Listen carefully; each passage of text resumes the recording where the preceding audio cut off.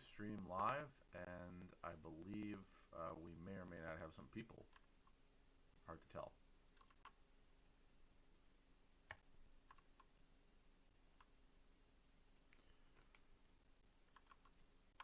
This. Oh, a recording problem. 1 second. Why am I not getting audio on here? That should work. Sorry, just figuring out something. That's interesting. Jerry, can you say something? Testing 1 2 3. Testing 1 2 3. Why is there no audio in the recorder? Because you have one, but For I what also. it's worth, you're really low to me as well. Yeah, but something's going on.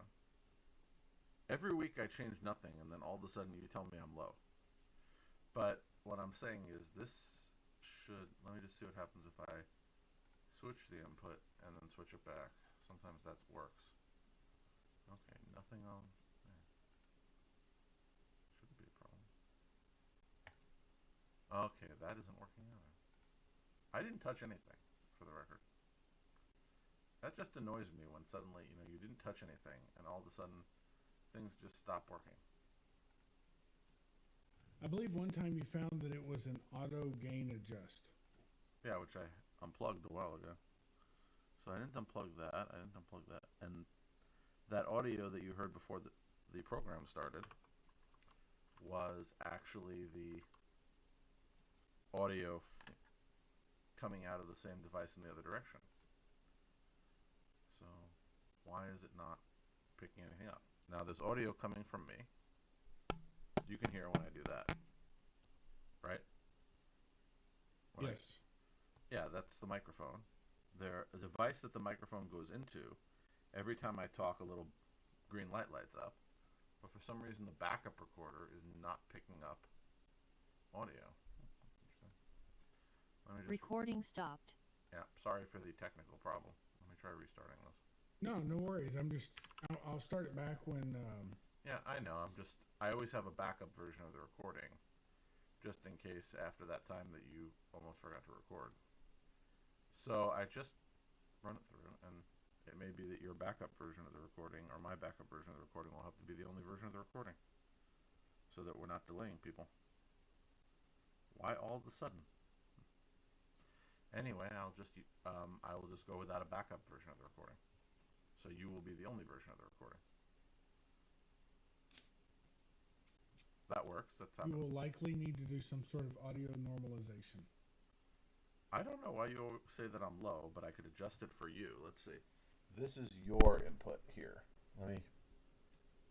That better? I say you're low because I normally have the volume for you on 5.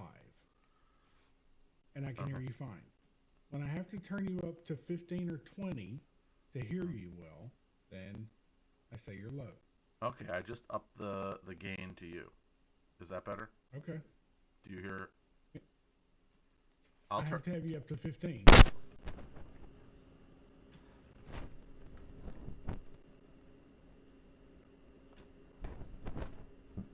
Keep going. Okay, that better?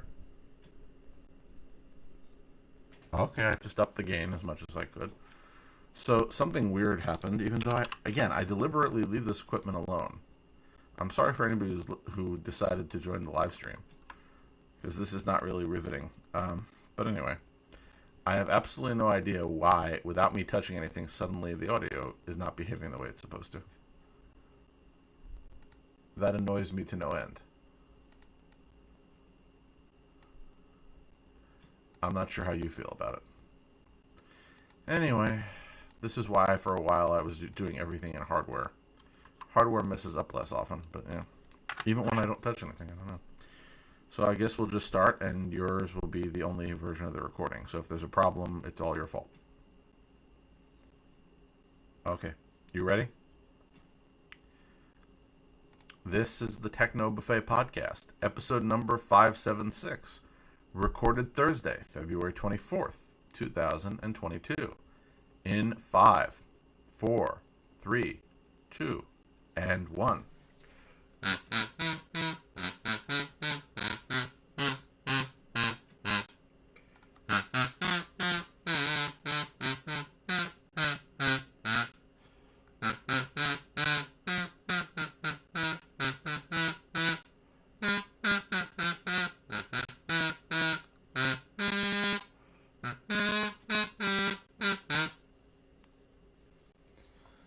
So, welcome to another exciting episode of the Techno Buffet podcast.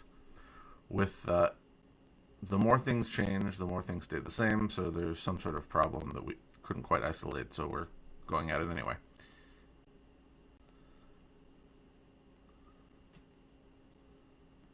I promise I touch nothing. I don't get it. The equipment for this program consists of 3 boxes on my desk. I haven't touched any of them. I was under the desk cleaning wiring, but that had nothing to do with it. Didn't unplug anything. I was just trying to clean some of the tangling. Anyway, moving along. Hopefully there are no further problems. So it's been yet another week. Well, I'm a bit tired. It's been one of those weeks. Is that a good thing or a bad thing?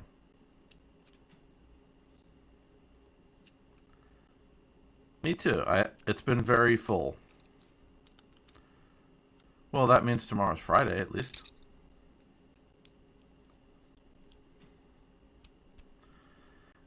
I have stuff that I've been trying to do since last Friday that I haven't gotten to do.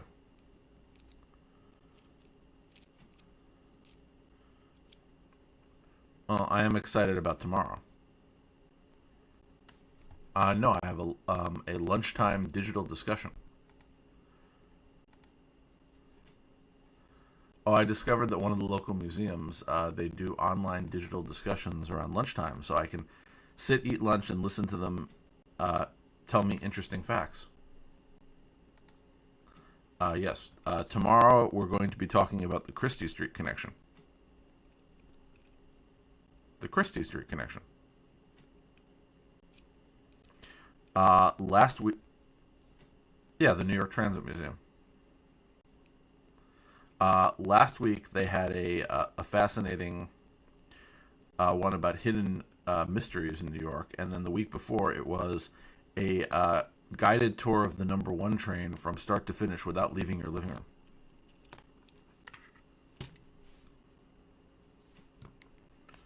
Well, no, the really interesting thing, and they're done on Zoom, is that, like many Zoom events at the beginning, they sort of ask people where they're coming in from.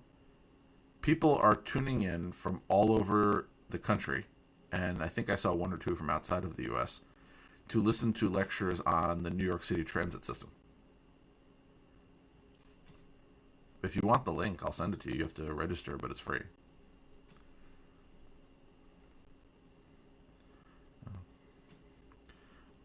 I don't go to all of them, but I find them interesting, and I'm sure there's still time to go to get in for tomorrow's digital discussion on the Christie Street connection, which I think is a fascinating topic if you are interested in such things. But either way, you can sign up for their newsletter, and they'll send you stuff. You did miss, you did miss the one on Tuesday, but that one I didn't go to. That was a history of social action in transit. I was busy.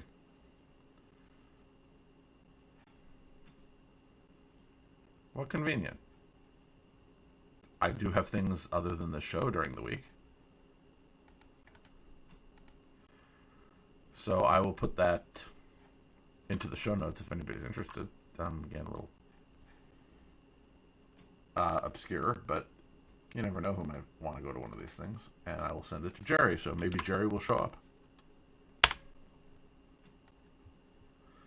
Yeah, the problem is that I'm almost always logged into Zoom on the computer that I use for that with the account for the show, which means I show up with the logo of the Techno Buffet logo at some of these events. So we're representing. Anyway, other than that, like you, it's been a very fast week because it's been full of different things that have been going on. On Monday, they came and ripped out all the windows in the building and put new ones in.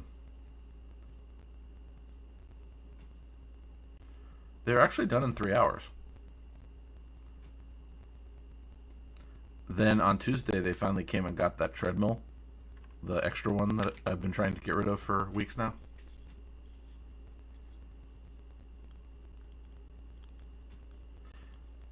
Apparently, not many people pick up tread.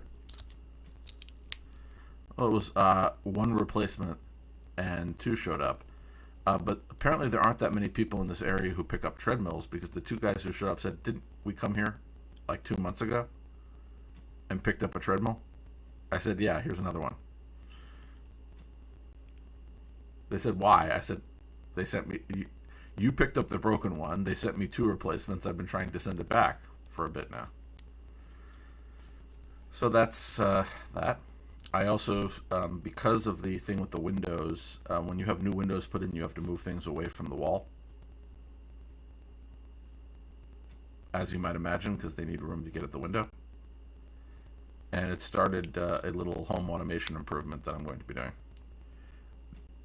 So I have some new smart plugs that I have to flash with new firmware in order to rewire the back of something that hasn't been exposed to visibility for probably 3 years.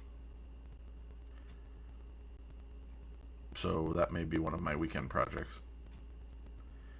Essentially, I have multiple devices that need to be controlled independently. They're at the same place. So instead of multiple smart plugs, I'm going for a dual smart plug, one that has two outlets on it. And then I'm going to rewire from there.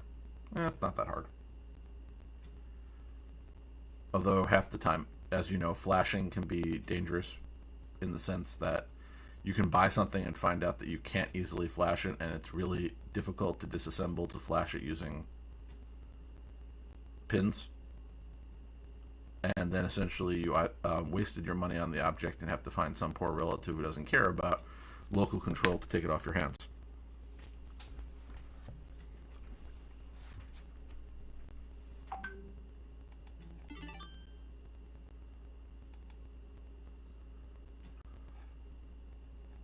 At home. Yeah.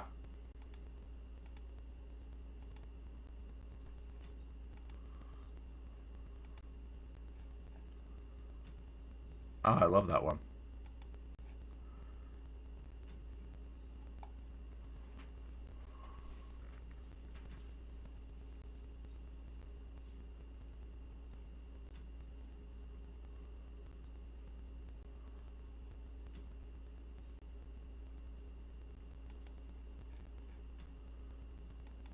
Yeah.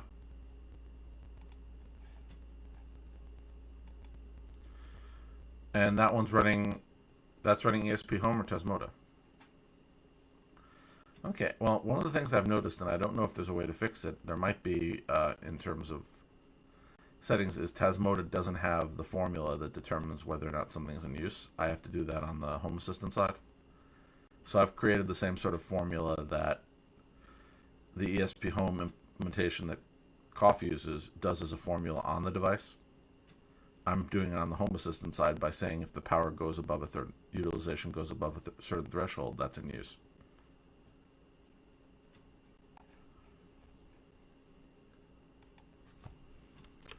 Yeah. Well, if you want to learn ESP Home, which is not that hard and has some basic scripting, you could reflash the device with ESP Home and do it yourself, but that's, again, a little project.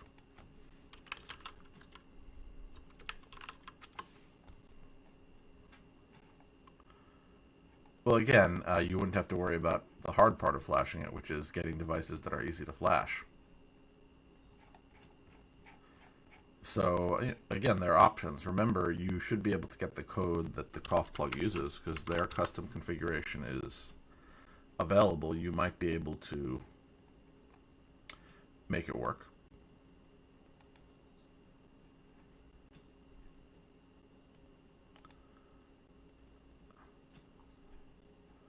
So next week you'll be telling us all about it?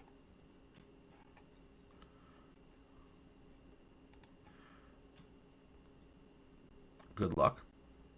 You have your project for the weekend. I have my project for the weekend. Although I'm thinking of throwing in. I told you when I mentioned this just like less than 3 minutes ago. So when I was moving stuff around for the windows, I exposed an area of the room that I had not moved the furniture away from in a while, and there are some old multiple smart plugs there, and I want to consolidate them with one smart plug that has multiple relays in it. I have one of those, but this is a little smaller than that. But yes, and the one of the things that one of the loads is plugged into are under cabinet lighting, and the under cabinet lighting I'm using is a bit junky, so I'm going to see about rewiring it. Maybe I'll get some of that under cabinet lighting that has multiple colors. That could add to the ambiance. Well, we'll see. I use under cabinet lighting, so I have a program that when I turn off the lights in my bedroom, it turns on these under cabinet lights that are down at floor level, so that when I'm walking to the bathroom in the middle of the night, I don't trip over something and hurt myself. So it's a very, it's actually the lowest lumens little puck light that I could find down at the floor. Works nicely, adds some nice ambient light to the room, and it's just programmed to go on when the other thing goes off.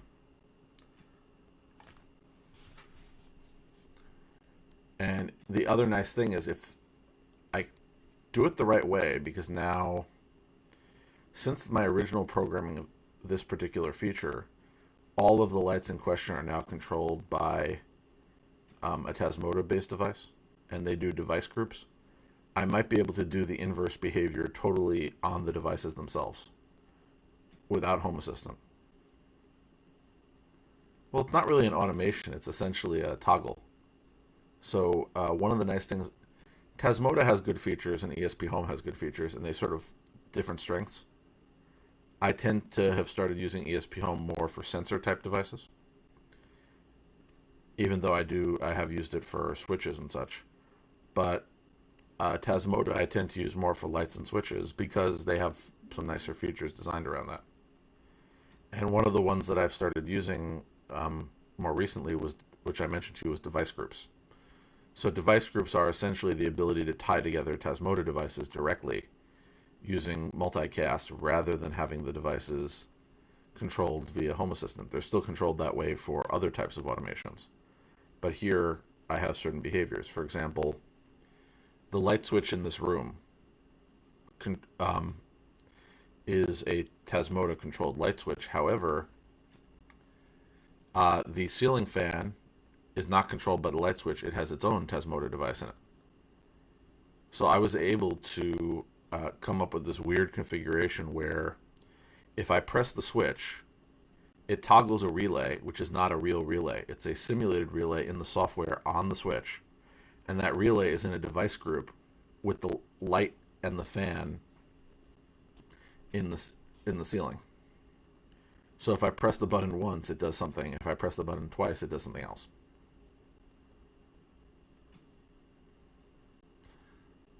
The only weird thing is if I press the button 3 times, it does something, but it also triggers the thing that happens when I do it once. I've been meaning to fix that. Just one of these, again, weird things. But again, it's one of those nice features where everything is tied together on the device itself. And even though obviously Home Assistant is there to tie together some disparate things, these are all the same thing. So they can work independently even when Home Assistant isn't controlling them. So we'll see what I can do. I have a few other ideas of some of the newer Tasmota features, newer as in the last 2 years, because some of the configuration I did much earlier.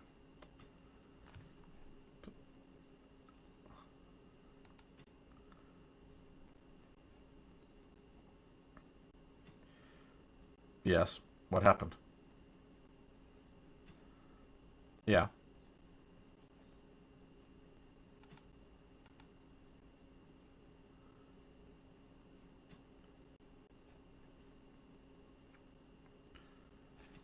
You, you should just do what I do.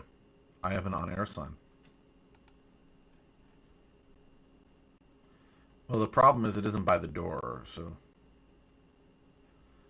it's not. I may have to move it because it's not exactly in the right place to be seen if by where you would expect an on-air sign to be.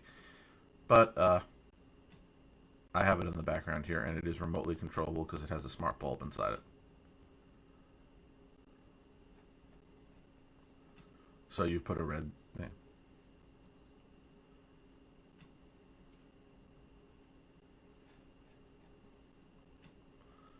Yeah, there's one other thing you could have done.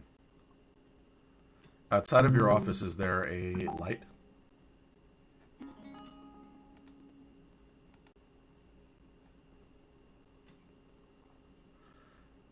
You could put a color changing bulb in the light and turn the entire area red.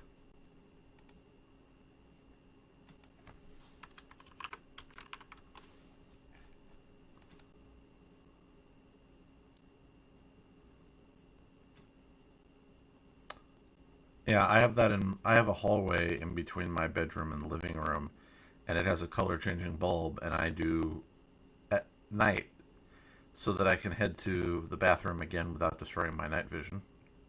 That and the little under cabinet lights that prevent me from tripping in the dark. I have it turn red.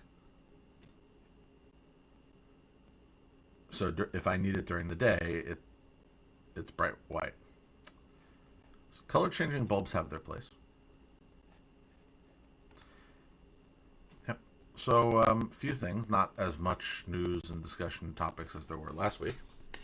But apparently some ex-Googlers have resurrected Inbox as a commercial project called shortwave radio. Excuse me, shortwave email. So I like the look of it. I like the idea they're doing this. The only thing is I think the pricing is a little too much for me. Not that it's not good for some people. I'm saying that I don't think that it's an impulse enough buy for me. What do you think, Jerry? Would you pay? They have a free version, which I may try out, but essentially the paid version, which allows unlimited email history through search, etc., and covers more than the last 90 days, is $9 per person per month. And it's not its own email service; it's an alternative client for Gmail. So again, a lot going on there.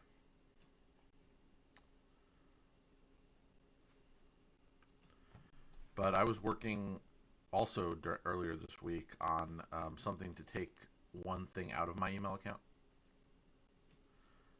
Newsletters. So there are several products that allow you to change your newsletter to get forwarded to a temporary email address that will turn it into a feed that you can read in a feed reader. I was trying to self-host one of those because I'm not sure I trust some of the third-party ones to receive stuff from me, even if it's just a newsletter. And I had trouble with the self-hosting installation because it uses. There were two of them I found, and one of them uses a language that I don't normally have installed on my server. And the other one was using one that I did have installed on my server, but I was saying about package dependency, so I just put it off for a few days. But I think getting some of those things out of Gmail would be helpful, so Gmail could focus on actual messages between me and human beings instead of newsletters that I've been subscribed to. But I want to make sure I have control of the data.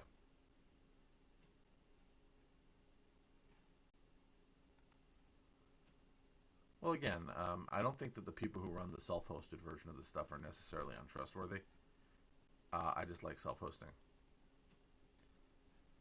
So I've started self-hosting a variety of different things. I just started self-hosting an instance of RSS Bridge.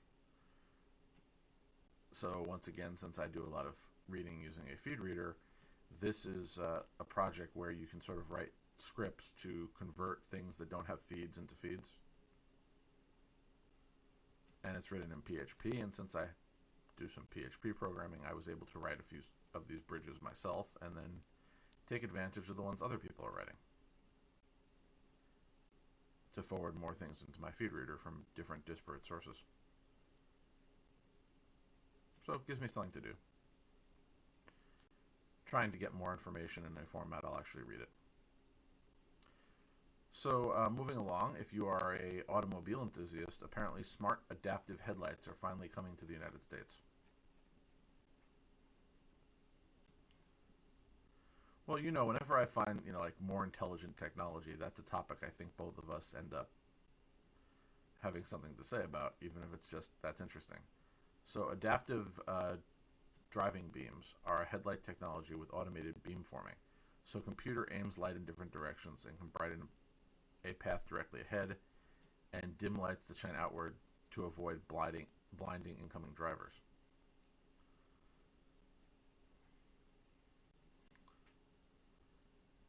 Yeah.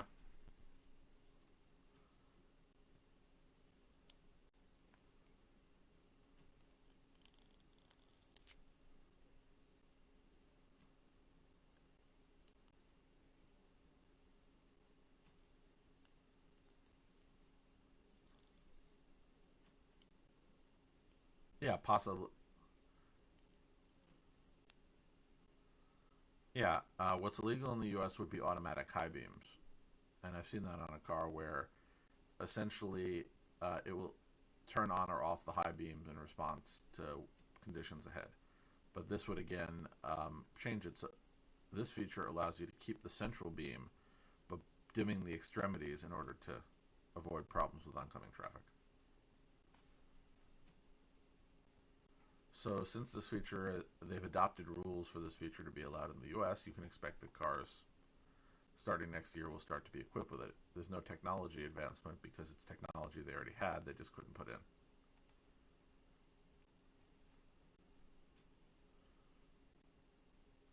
I know your opinions on the matter. I will agree with you on one point that I think we've never fought about. Even when the government is getting involved in something, whether you want them to or not, they are definitely always behind on whatever decision they're involved in. They are definitely behind the curve on actually doing it in a expedient and timely fashion.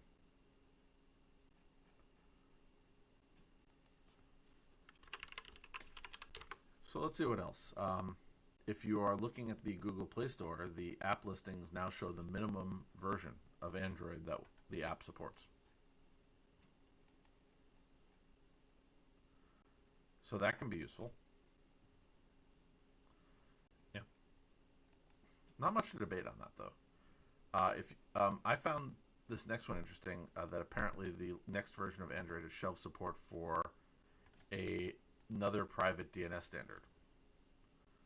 So this would be DNS over HTTPS. So previously, DNS over TLS was actually something that was implemented in an earlier version of Android. However, now you won't be able to, by default, have DNS over HTTPS.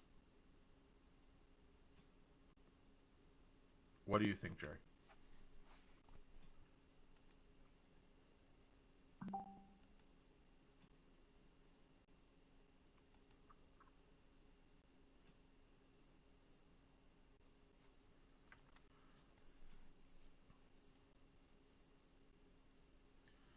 Yeah, but this is not a security standard for DNS. You're thinking of DNSSEC, which is a security standard for DNS. This is the security of DNS traffic, as in whether or not that traffic is encrypted so it could be watched by somebody else, which is a whole different. Well, this is, let's say the DNSSEC is the thing that makes sure that it's less easy to spoof DNS listings. DNS over TLS and DNS over HTTPS are, I'm making requests over DNS, and because DNS by default is an unencrypted protocol, people can watch, even if they can't see what sites I'm going to, they can monitor my DNS requests and see what sites I'm looking up the name for, and therefore they know where I must be going. So for privacy reasons, there are reasons why you would want your DNS traffic encrypted, so that people wouldn't be able to watch where you were going by your name lookups. And that's what both of these technologies do. Yeah, but again, it doesn't make your browsing more secure. It makes your browsing more private. Just saying, different thing. Still good, but different thing. And again, we'll see. I want to have support for any standard that people want to implement. And I think any standard that says this thing can be watched by anybody, I want to make it so it can't be watched by anybody, is not a bad thing. There are other ways to spy on you, unfortunately. But there will always be other ways to spy on you. Because privacy is an arms race.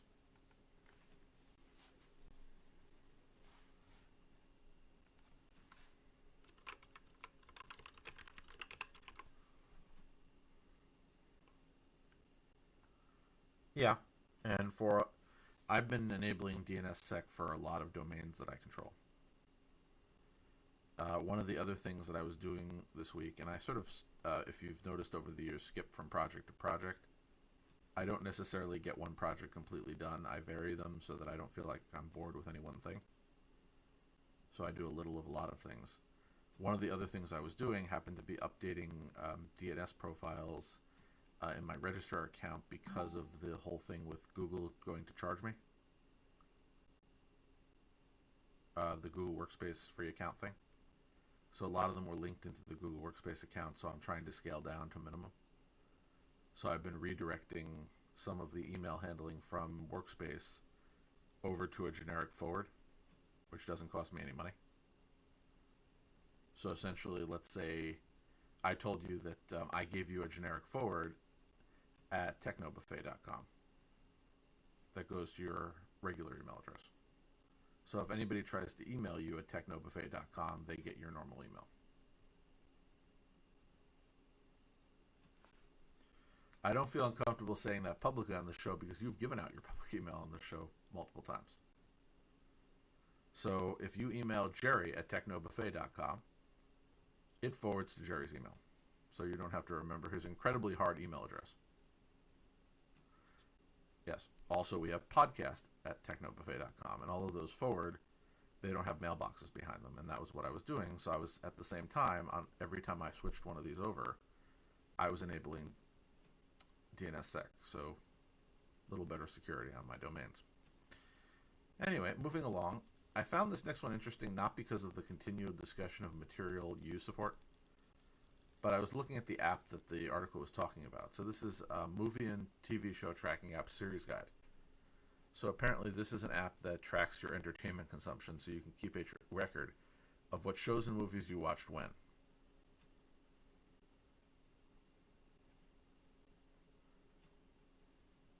I'm just wondering, I know people track things, but why do people track what movies they watched when? I understand you might want to have a list of movies that you liked to, let's say, show other people what your, here are some of my movie recommendations. I really like these, or I watched these movies, they weren't so good. But why do you want to know when you watched something?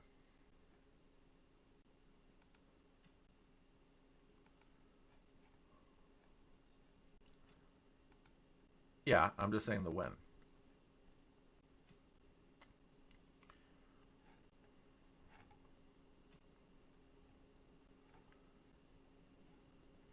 Okay. And again, there are a lot of services that do this. But I thought this one was nice, so if I ever decided to do movie and TV tracking, this would certainly be a temptation. The thing is, I have to do a little more research about where it tracks it. Because, you know, my preference is to have it tracked in a place where I have a copy of the data, even if it's not the only copy. So I may look into it. If anybody does track their media consumption, I'm curious what they use and why. So this next one I just thought you would get a kick out of. I have no actual personal use for this upgrade, but apparently FreeDOS 1.3 has been released. So if you need an MS-DOS compatible operating system, the latest version of FreeDOS has been released for your use.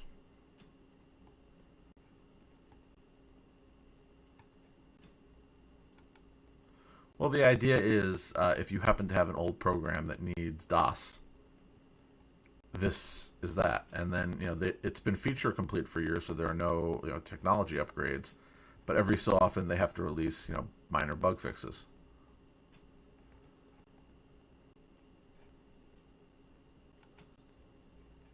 I thought so. I thought you would get a kick out of that. But I'm sure I have some old DOS programs somewhere that I haven't gotten rid of on a disk. But again, none of them are mission critical to the point I can't force myself to find something new that does the same thing. If you are a Roku enthusiast, which Jerry, I know you are, Roku may be looking to make its own TVs. So they have licensed their OS to other makers. They may be looking to brand their own devices.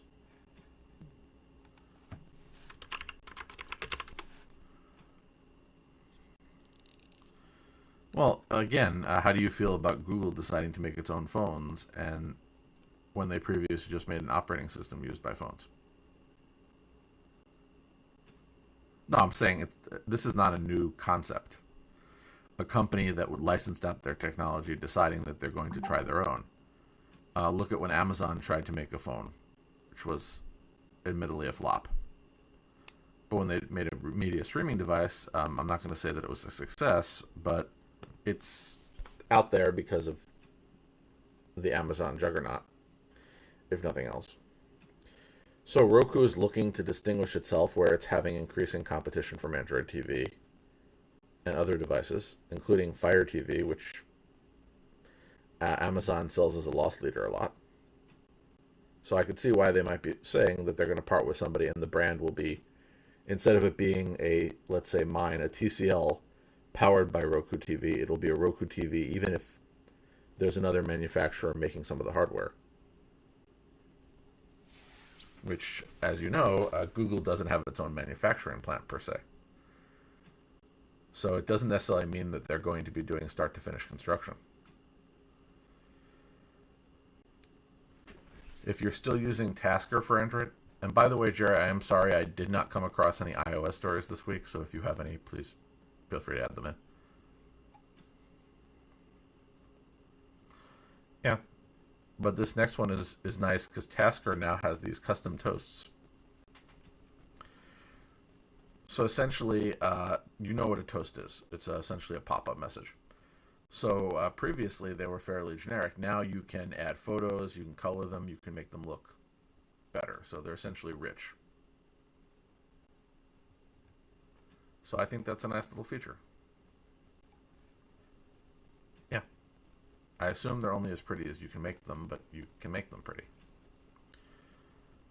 If you are a user of Classic Hangouts and you are a Google Workspace user, you will be upgraded to Google Chat on March 22nd, whether you want to or not.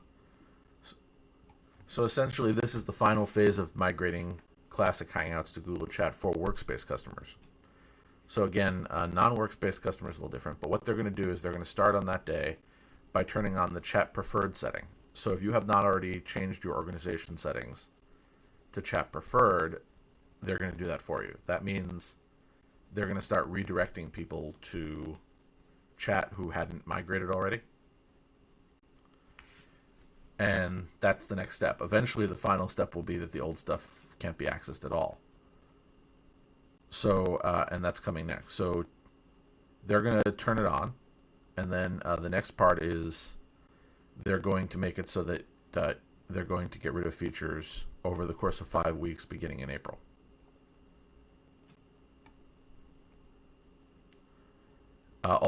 If you are worried about your history, all of your messages sent in Classic Hangouts will continue to be retained according to whatever policies you have for retention. All except for some odd edge cases, all conversation will be available in Google Chat. But any newly created, what we would call a group, but Chat calls a space, which is a group chat, will not appear in Classic Hangouts. So you'll still be able, after that point, you'll still be able to communicate with people who have not migrated. However, you'll only be able to do one-on-one messages, not group messages. They're turning that off between the two systems. We who? We're using one-on-one. Also, have you upgraded to Chat from Hangouts, or are you still using the Hangouts interface? Yeah, so I've switched over to Chat because ultimately it's the same product experience. And Pigeon had a Google Chat plugin that replaced the Google Hangouts plugin, so I'm fine. I'm better if I don't have to know what platform I'm on and everything just works. Yeah, it doesn't work that way though. Like many other things, it's another arms race that because it's not official support, things are constantly breaking. But I can live with that. And finally, Google is retiring Chrome data saving mode because apparently saving data is no longer an important thing. Let's let the people at Google run up our metered phone bills. Well, I'm just commenting on this because Google is my service provider and they've decided that a data saving feature is no longer worth maintaining. So what they're saying is they're going to use more of my data, which they get to charge me. Yeah, I'm saying I'm not the only, not everybody who uses Chrome is a user of Google Fi, but it's sort of a, does everybody in the country now have unlimited data? Have we solved this problem? Anyway, also, I've noticed that even though I'm doing the same things I did 5 years ago, with newer versions of Android, they're using more data in the background. So I'm paying more money to Google than I did a few years ago, for the in terms of what I use, for the simple reason that all of the apps that they have running in the back on my phone are not as well, we'll go with frugal with my metered information as they used to be, because I guess they're under the assumption that I pay a lot less for data than I used to, which would be nice, except Google has also not changed their prices in that interim. They're still charging the same for a gigabyte of data as they did 5 years ago. Well, I could switch providers. I think about it every so often. One of the advantages of Google Fi was when I left the country. I haven't left the country in a while, and I could always just buy a SIM when I'm out of the country. So there are advantages. I'd have to pay off my loan. I don't know if any other provider would have given me a 0% interest loan. But it's not like the price of a phone is impossible for me to afford. I just figure if I don't have to pay it all at once and they're not penalizing me for it, I might as well not pay it all at once and earn interest on the money in the interim. But we'll see. Because there's Visible, who just, what did they do this week? A bunch of people took advantage of a 2-for-2 promotion, and they suspended their account and stripped them of their phone number without notice. A bunch of people switched over to Visible, which is one of Verizon's MVNOs. And they took advantage of this promotion. Apparently the promotion had some fraud, but so their solution was to shut off a whole bunch of accounts that used this promotion. But they included a lot of people who had just ported their number over to Verizon's Visible service and suddenly found that not only did they not have service, they had lost their long-standing phone number, and they were out some money. So, not necessarily the best way to do it. Personally speaking, if I were them and I found that there was fraud, I would have notified everybody, we have suspected fraud. Either you talk to us about this, or in 48 hours we're shutting you down. That isn't necessarily any better, but at least you would have given people the time to say, no, not fraud.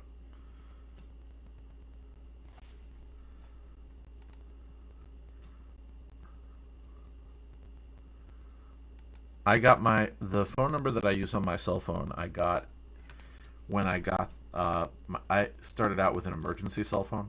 You remember back in the day, you didn't use your cell phone constantly, you just had it at like 100 minutes or something? Or was that, I'm not saying before your time, but was that before you started having cell phones? I don't know, what was the first year you got a cell phone?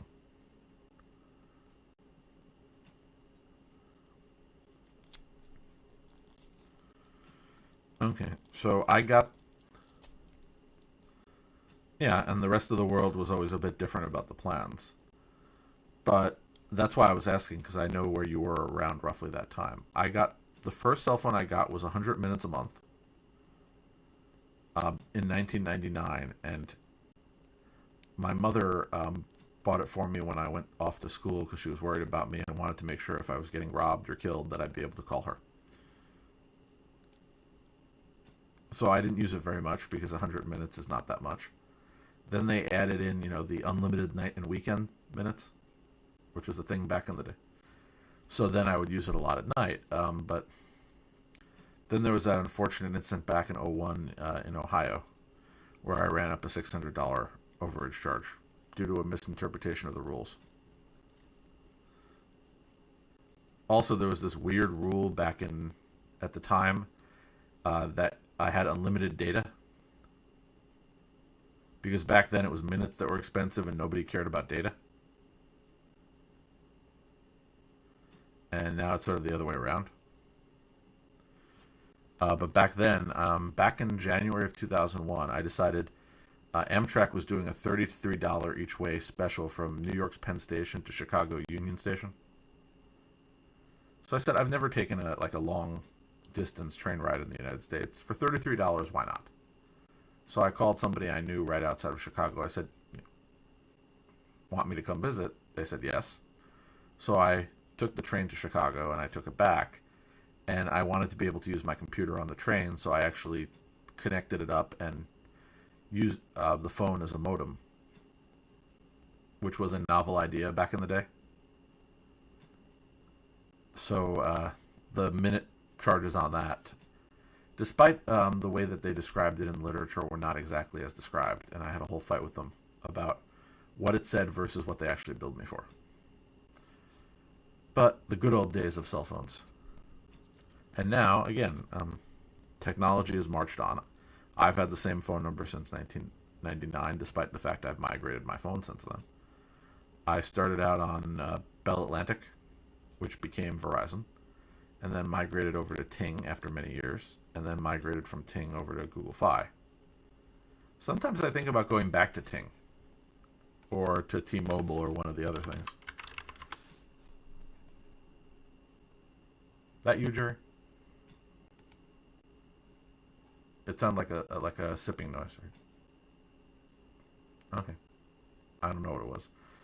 But the thing is, I'm paying $15 a gigabyte over at Google Fi. Had I stayed with Ting, Ting has made, they have a $25 a month plan, which is unlimited talk and text and nationwide coverage, and I assume on the T-Mobile network, for 5 gigabytes of data for $25. They still have a pay-as-you-go plan, but their pay-as-you-go plan is $10 a month with $5 per gigabyte of data. So if I went back to Ting, a company that I liked and had no problem with, I would end up getting more for the same amount.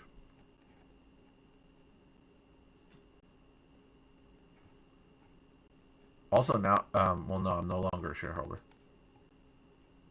I own shares in Two Cows, and I believe Ting was sold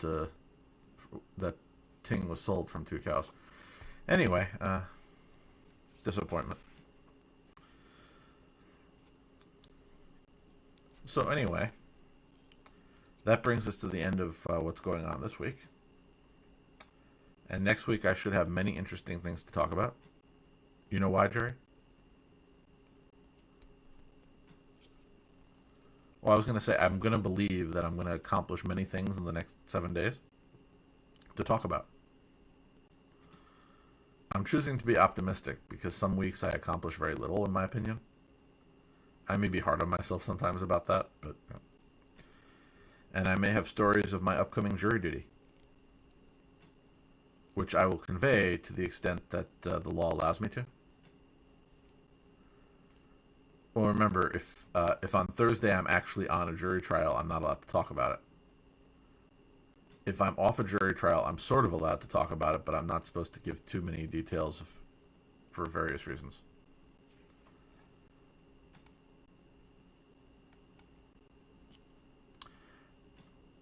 Well, you don't want to bias the jury. Yeah, but I'm still hoping that I don't end up on a murder trial. I don't want that kind of pressure. Also, it sounds like they're long, and how many weeks do you want to sit there and listen to somebody talking about a grisly murder?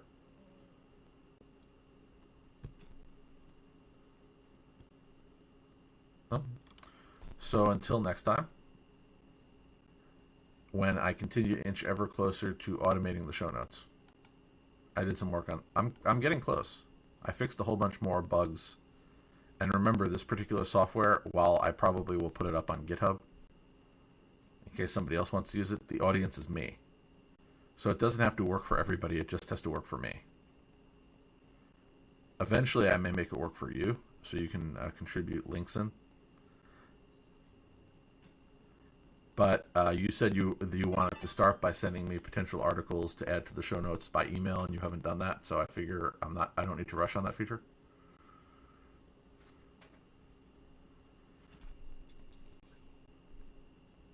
Yeah, right now, as I said, the implementation doesn't have the concept of different users, so there's only one user. So I just have to create the ability for, if you sent something in, that it would automatically be attributed to you. In the background. I'm not saying that anybody would know. I just know who sent what in. Anyway, so that brings me to the end of the show. How about we do this again next week, Jerry? When it will be... Well, guess what it will be next week? When did that happen? Yeah, but these things keep sneaking up on me. Before you know it will be? Isn't that scary?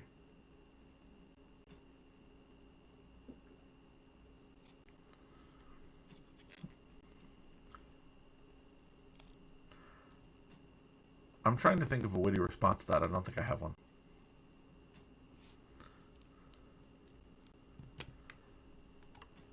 Until next time.